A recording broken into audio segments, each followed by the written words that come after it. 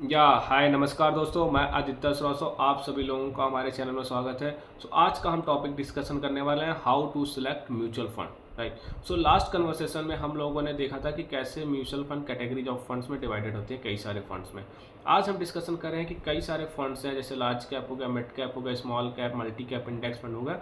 तो अब आपने देखा होगा, अगर मान लीजिए एक फंड आपने सिलेक्शन किया है तो मार्केट में उस तरह की डिफरेंट कैटेगरीज ऑफ फंड्स हैं, डिफरेंट डिफरेंट एएमसीज के। तो कौन सा हमें म्यूचुअल फंड्स में इन्वेस्टिंग करना चाहिए, दैट इज मोस्ट इंपॉर्टेंट। अब जैसे मान लीजिए, अगर हम आज current scenario of the market को देखते हुए इंडिया की बात करें, तो India basically fastest moving growing country में वर्क कर रहा है in terms of the GDP wise. और बेसिकली टारगेट ओरिएंटेड क्या है, सोलर एंड इलेक्ट्रिकल व्हीकल पे फोकस है, मैन्युफैक्चरिंग इंडस्ट्रीज पे फोकस है और इंफ्रास्ट्रक्चर इंडस्ट्रीज पे।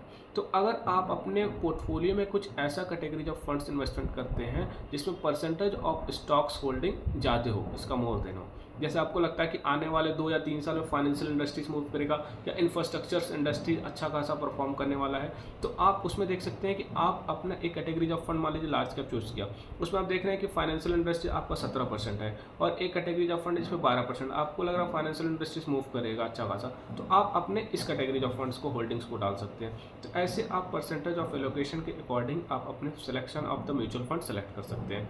Either you have to go with the large cap, mid cap या स्मॉल कैप, ठीक। अब जैसे लगता है कि आपको इंडस्ट्रीज वाइज कोई म्यूचुअल फंड सिलेक्शन करना है, जैसे मान लीजिए आपको लगता है कि आने वाले फ्यूचर में इंफ्रास्ट्रक्चर इंडस्ट्री, या यहाँ से लगता है जैसे मान लीजिए रेपो रेट अब डिक्रीजेज होने वाला है, तो आपको लगता है कि बैंकिंग इंडस्ट्रीज मूव करेगा, तो आपको लगता है कि बैंक्स के इंडेक्स फंड्स में भी जाके आप म्यूचुअल फंड इन्वेस्टमेंट कर सकते हैं in terms of the lump sum या एसआईपीज, राइट। तो आप ऐसे आप सिलेक्शन ऑफ म्यूचुअल फंड्स कर सकते हैं। कुछ ऐसे होता है कि कुछ टर्मिनोलॉजी बेस्ड पे होते हैं, जैसे अल्फा बीटा टर्मिनोलॉजी होता है। बीटा क्या होता है, वोलेटिलिटीज को होता है। अल्फा क्या होता है कि आपका H comparison with the benchmark performance comparison करता है विद द हायर रिटर्न्स।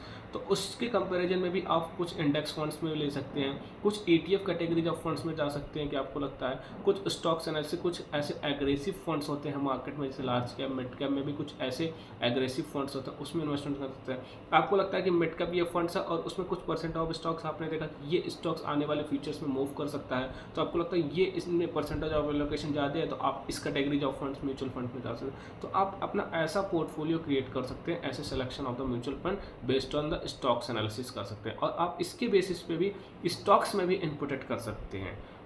आप इस तरह से अपना पोर्टफोलियो क्रिएट कर सकते हैं विद द रिस्क फैक्टर को लेकर, विद द हायर रिटर्न्स को लेकर। Thank you so much for watching this video. Thank you.